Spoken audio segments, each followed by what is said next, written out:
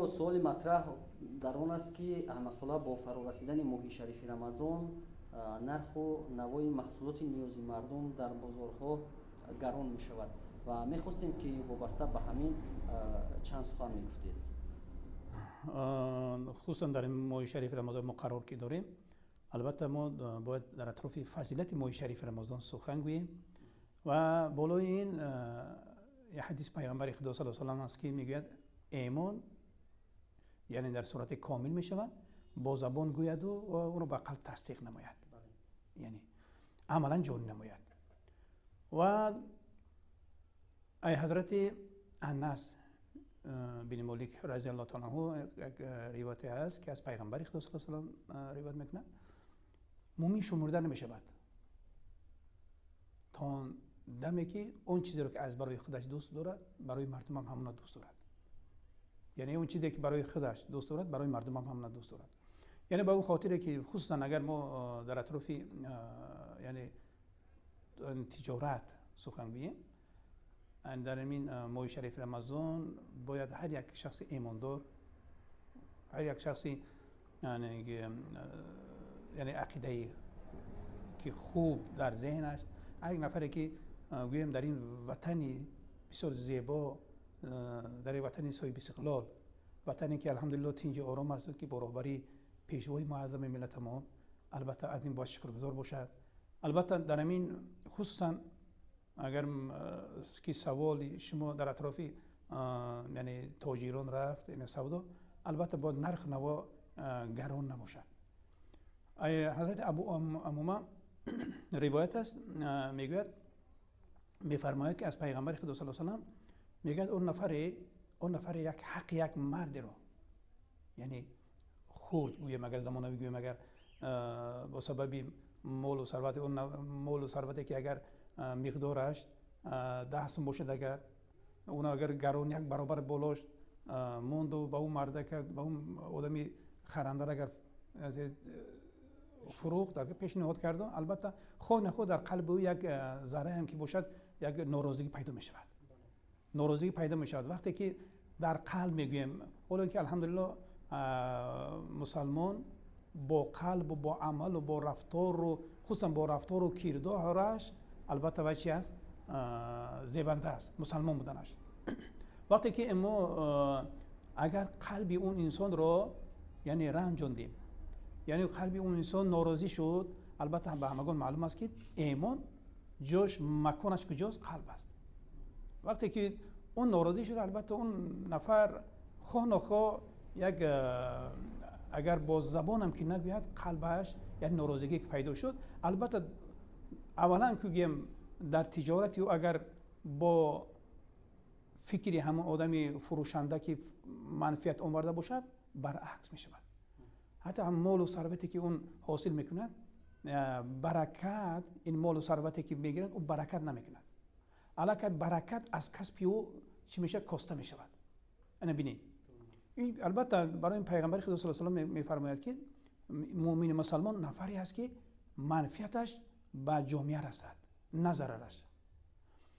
و خصوصا در این ماه شریف رمضان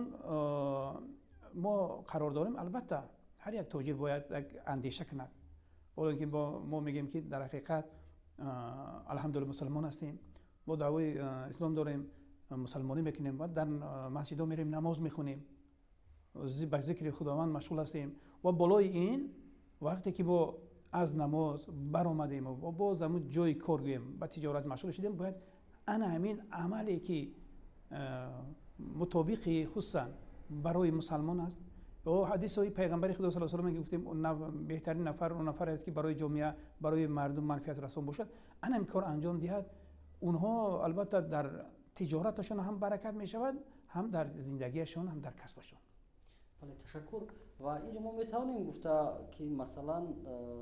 همون نفرانی که با چنین عمل دست میزنند، یعنی که نرخ رو گران میکنند، از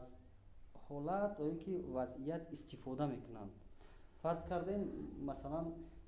مردم مسلمان با روزه‌داری کوشش میکنند که شامگاهان مثلا دسترخوان آراسته باشند که پر از ناز و نعمت باشد، مثلا پر از یعنی که شیرینی ها و میوه‌جات و دیگر یعنی که انواع خوراک باشد و این رو همگان درک میکنند، میدونند و صاحبکاران این رو خوب میدونند و به همین خاطر از چنین وضعیت، از چنین یعنی که میل و کوششی یعنی که مردم مسلمان استفاده میکنند. و چند جمله میگفتید وابسته به اونه که یعنی که چی انتظار است نفری رو که از حالتی ناگوار گوییم یا که از یک حالتی که یک نفر دیگر استفاده میکند به منفعت خود. البته حدیثی از پیغمبر حضرت محمد مصطفی صلی الله علیه و آله است، میگه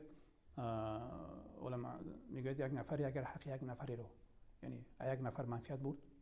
در تجارتش، مثلا مال چی مقداری که هست اون یک برابر گران یعنی با او فروخت و از اون منفعت برد، میگه در دوام میگه که برای اون نفر میگه درهای دوزخ گشوده است و درهای بهشت بسته. بعد میگه پیغمبر خدا صلی الله علیه و آله یک مردی اومد و گفت که یا رسول الله همین چیز اندکم که باشد همین مقدار یعنی عذاب دارد؟ گفت اگر چنده، گفت یعنی مثل یک در عربستان یک درختی هست عراق میگنده که از اون درخت از اون شاخچش مثل شاخچه عراق هم باشد. البته گفت اینکه از اون ببینید که همون انسانی که گرچنده مقدار یک مسواک چوی همگان میدونن همون مقدار اگر به همون انسان ضرر رساند، البته از همون گوزن از ثواب و از ثمره و از اجر پاداش البته دور میموند. و ببینید که چگونه یک حدیث گفتم و برایش میگه درهای دوزخ گشوده. ولی خوب که امیدوار هستیم که یعنی نفرانی که این ما رو تماشا کردن و خودیان و امیدوارم هستیم که به دیگران هم میرسونن این چیز رو و من امید میکنیم که در سمت همین گذاشتن نرخ و پیشنهاد محصولات کمی اندیشه میکنن و کوشش هم میکنن که در این ماه شریف، ماه خیر و سخا، یعنی که همون نرخ محصولات رو به جای اون که گران کنن کمی ارزان‌تر پیشنهاد میکنن تا اینکه تمام طبقه های جامعه امکانیت پیدا کنن که همون محصولات نیاز اولیه رو دسترس کرده و من تناول کرده توانم. البته امین یک اضافه کردن هستم. در حقیقت اون نفر اگر گرچنده خصوصا در امین ماه شریف رمضان اگر یک گیرم بالاش ماند، گرچنده او فکر کند که ممکن که من از این ضرر میبینم، هیچ گونه ضرر نمیبیند، اون منفعت میبرد. با اون خاطر که وقت قلب اون انسان خرسند شد، آدم خرنده وقتی که خرسند شود البته خود در حق این آدم فروشنده دعای نیک میکنه، دعای نیک و برکت. اون مال و ثروت اگر هزارها که باشد در اون برکت نباشد، اگر البته اون مال خصوصا زندگی هم انسان خوب و گوارا نمیشود. مال اندک باشد و با برکت و دعای نیک همدیگر، یعنی به همدیگر دعای نیک بودن داشتن، همدیگر در قلبی همدیگر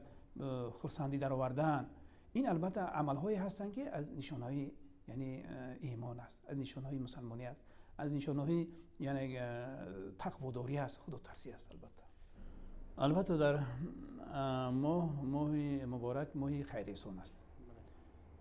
نفر میگه در این ماه شریف رمضان یک